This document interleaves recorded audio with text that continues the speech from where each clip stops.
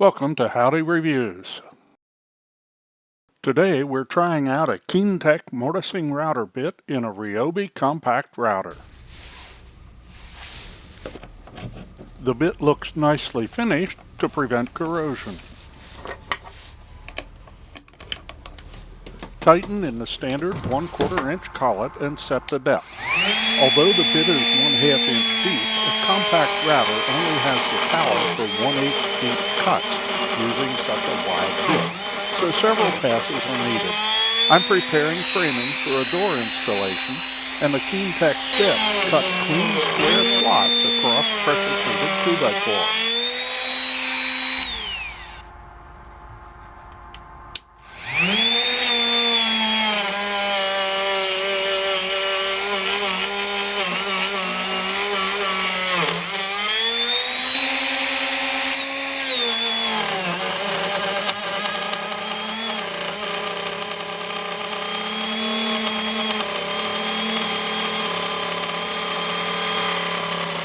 Thanks for watching.